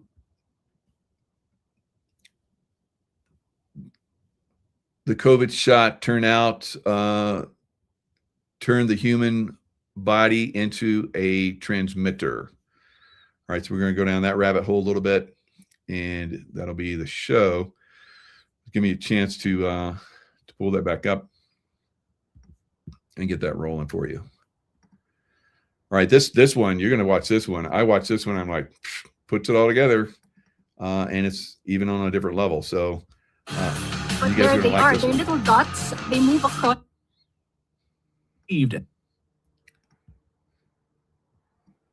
All right. So you might remember, you know, they were taking, I guess they could find Wi-Fi type stuff and signals that were coming out, and they were going into graveyards, and people that had died from the vaccine that had basically gotten, you know, something inserted in them that they could be controlled with. It started to show up in graveyards when people that died from it. You know, they didn't survive. Some have survived, and there's all kinds of people that are like, you know, getting voice to skull and all kind of stuff like that. It's from the transmitters that were injected in them, right? So this is something that's going to be talked about and redacted. So they had a show where they had an expert come on and was talking about this. Very, very interesting. We're basically going next level with our information. The science behind this and so forth is, you know, revealing itself, you know, over time. Well, it turns out Havana syndrome is real. Our next guest has been documenting it for years. But then after the COVID vaccine rollout, suddenly he started noticing incredible similarities, increases in complaints coming forward that 100% were identical to what he was seeing with Havana syndrome. He's featured in a new documentary that might be the most mind-blowing report we've ever seen on the COVID vaccine. It looks at the shots in our bodies almost acting as transmitters, broadcasting signals. And one of the most eye-opening scenes from the trailer shows signals being received, and then the camera pans back and you realize the signals are coming from underground, 6 feet underground, in the corpses in the graveyard. People that had taken the shot, now dead, but still sending a signal. Watch. All right. So this is stuff we were putting out, you know, 4 or 5 years ago. And, you know, starting to catch up with some of the mainstream. I would say redacted is more mainstream. He does, you know, push the envelope like I and some others do. But for the most part, it's a little bit more mainstream. But in this video, he does bring in a guest that pushes the envelope pretty hard. It's good.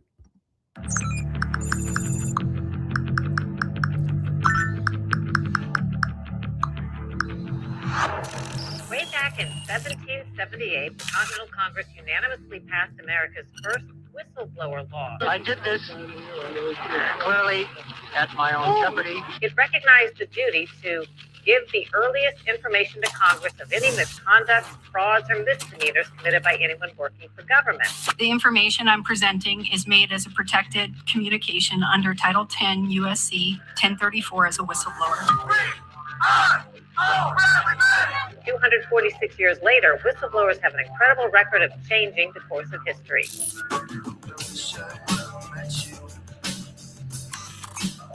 In late October of 2019, I was approached by leadership. There were 5 clients and there was a vendor in the room. The vendor was BioNTech. These are the notes that I took during the conversation of the meeting with the stakeholders for the contact tracing application. Took the fabric of my reality and just run it. I mean, it just made me question everything. Government is going to grant themselves powers unilaterally to create greater control over American society and global society. COVID is critical because this is what convinces people to accept, to legitimize Upload complete. total biometric surveillance. It's always the data. It's the crack code. So it's a total biometric surveillance on us now for most of us. All right. I don't know if I have anything in me, but I probably do. it seems like they traced me when I was like, out on the Pacific Crest Trail, because they sent a helicopter out there to do the heart attack machine on me. So and they sent groups out there to try and take me down, and that didn't work out either. But there are, a lot of us, I will go ahead and say that I'm in that realm, although I did have a gray. And when I was sleeping one night, I got levitated out of my tent, and they cut out something out of my right shoulder, and I got levitated back into the tent. The zipper went zoop back down, and then I went back to sleep. And I got up the next morning. I was like, that was a weird dream. And several days later, I got to a hotel, and I was cleaning up, and I was like, oh, let me look at my right shoulder. There was a slice where I remember they were like cut I don't know, maybe it was a transmitter, controller, something for me. And I guess they wanted it back. All right. So, because they couldn't kill me. So they had one of their equipment back just in case. I don't know. So there are many of us that have this. And with the COVID vaccine, basically injected many people with a transmitter. And you can also be traced. And they go into this video. I'm not going to bring it up, but they go into this video of how they could locate someone that they suspected of doing a crime, and from the transmitter that is in his body, determine where he was at a certain time frame, if he was at the scene of the crime, if he exited from the crime scene, and they could trace him, and then they could go get him. Right. So these are some of the things that are already happening. And we're going to see probably more and more of this as we go forward. So just keep this in the back of your mind, that this is technology that is absolutely real and is pretty much in everybody that got the vaccination or is getting vaccination. I haven't got anything for a long time. So I don't know. So I don't know.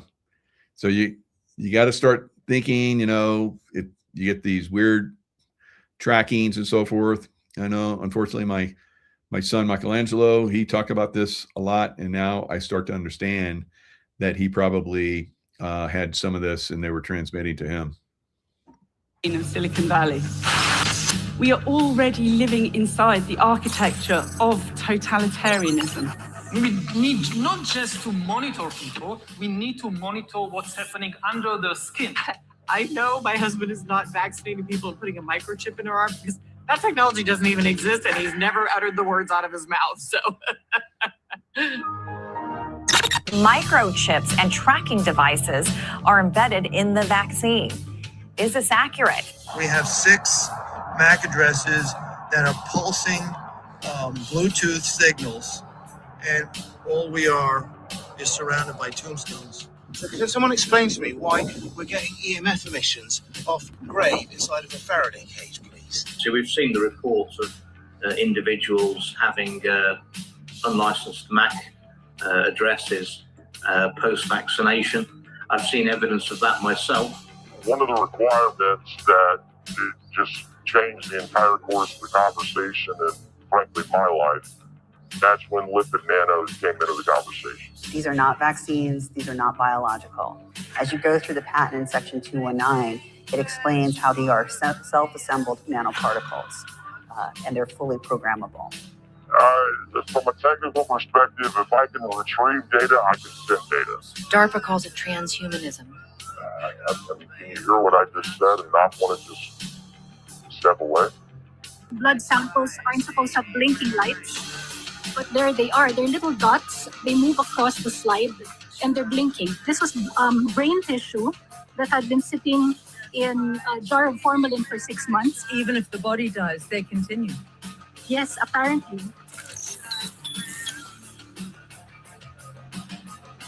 All of your biometric data, your location, your privacy, it's gone. First criteria. Nothing that doesn't happen in normal everyday life. And I would ask this, does death happen in normal everyday life? These and they're further protected. If you are in an IRB and if you do a FOIA request to see if you are in an experiment, it is protected under national security protocol. So that data cannot be shared with you. And in 2024, the Biden administration extended it to cover private entities, private research institutions, and universities. So I'm sorry. If you go in for like a doctor's visit or someone's going to give you a shot, because Obama instituted this, they could inject you with something you don't even know about? Absolutely. It's perfectly legal to do. And you might be surprised. Yes. I have a software engineer. Yeah. I have a software engineer who took his children to a dentist recently. And under the authorization, there is a section in there that their data will be shared with the federal government, law enforcement, NSA, and research institutions. Why does that need to be included? I thought it was absurd. I didn't believe them. Then I had another client who said, the NSA is collecting our data. I had to sign this. And they will allow me to show you redacted aspects of their signed forms. And it absolutely says that your data will be shared with the NSA.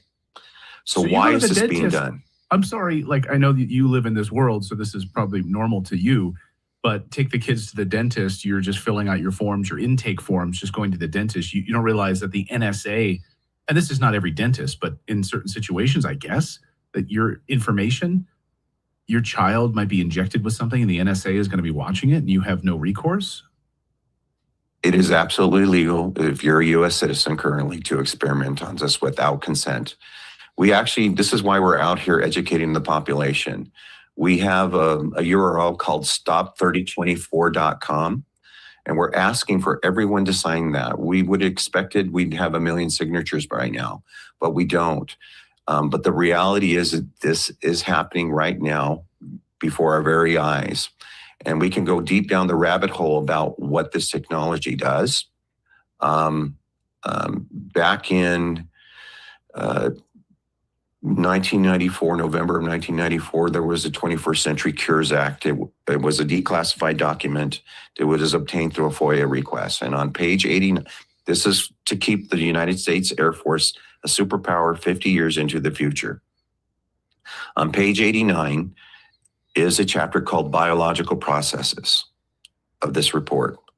And in it, it talks about using RF technology to remotely influence the human body, affecting our biochemistry, our thought processes.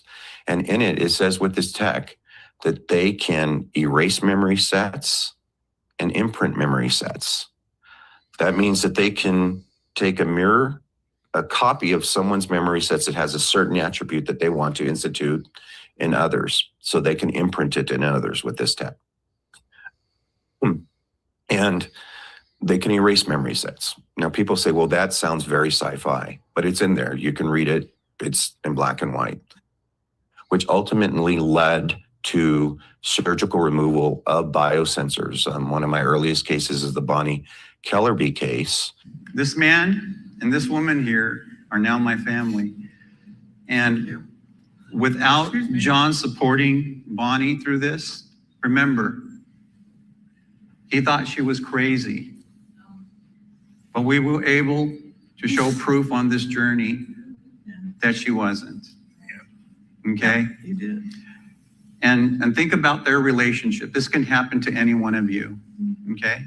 And how would you feel if you let the love of your life go because someone synthetically induced mental illness? Thank you. Yeah. Okay. You want to say anything? You want to say anything? I'll just, this started 22 years ago for us. She was implanted 22 years ago. So that was.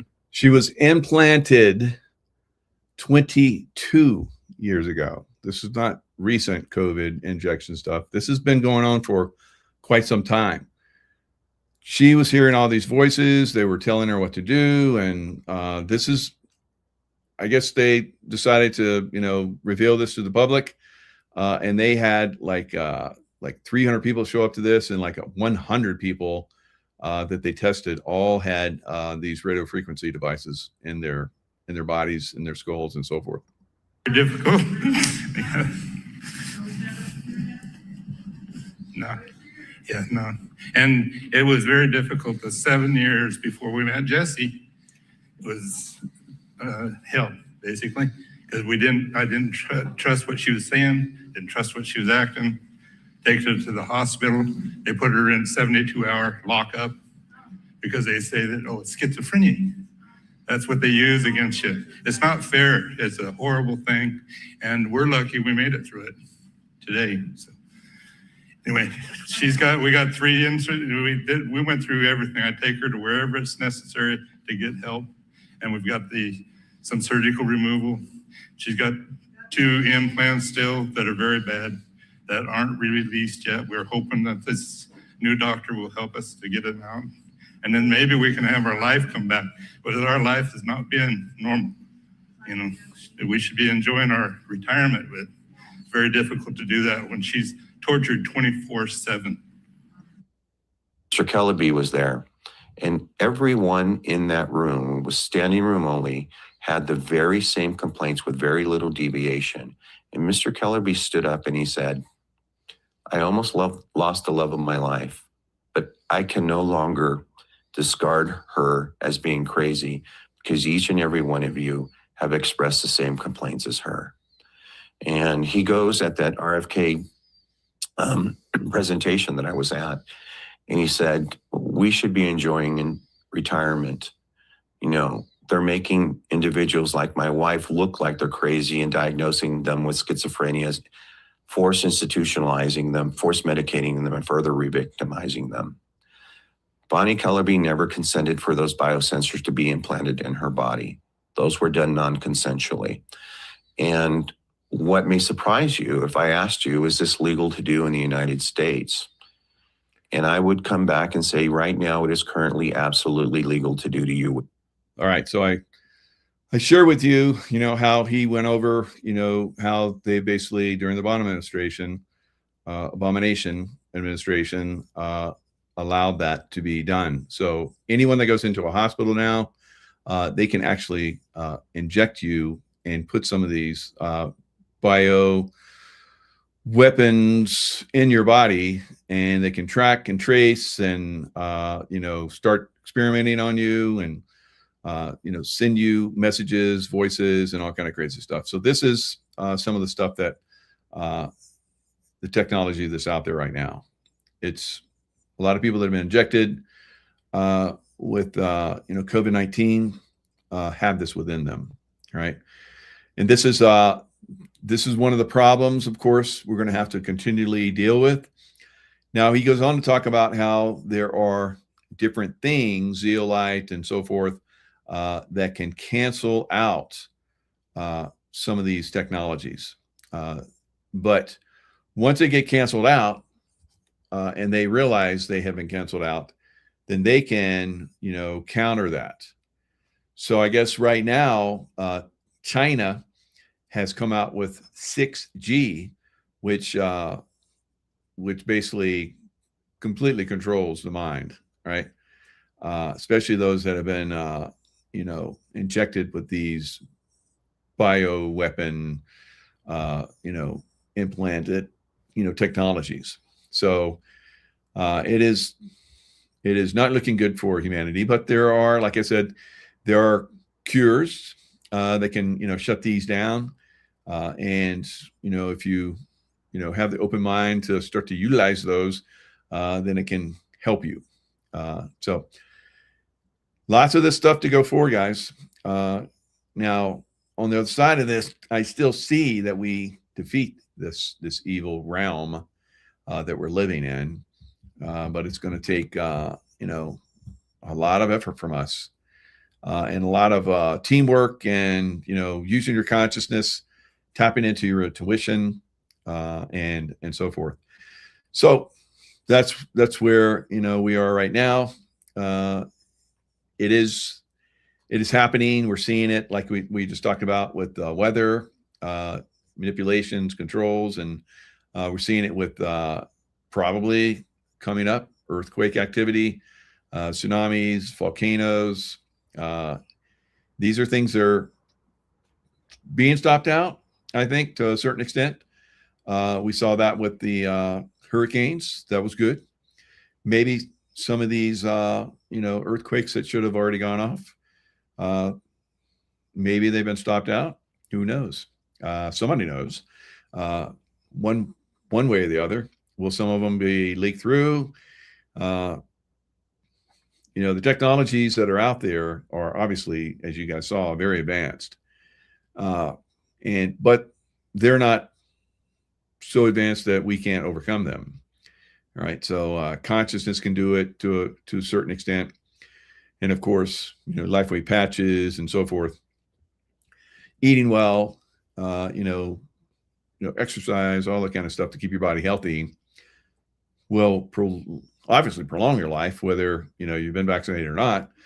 But eventually, those that have, I believe, been vaccinated or been exposed to the mRNA technology in some form or fashion are ticking time bomb, right? So as we move forward, we have to work together, and we have to, inform each other, and we have to overcome all of the different modalities that they're throwing at us to control us, kill us, that, they just, throw a bunch of technology at us, and those that survive, they control them. But, 80% of, Caucasians in the United States are NPCs. That's pretty crazy, right? But it's been talked about for decades now, right? And at some point, are those NPCs, do we get rid of them? I think they cancel out at some point as we raise our consciousness. They don't come along. They're just here for the ride. They've been inserted here to a certain extent, and they're not going to be part of the wave of consciousness going forward. So pretty crazy. All right, guys, stay in the love vibration. Stay out of the fear, stay out of the negativity, and eventually we take all this down, and we have a beautiful consciousness here on Earth. See you guys next time.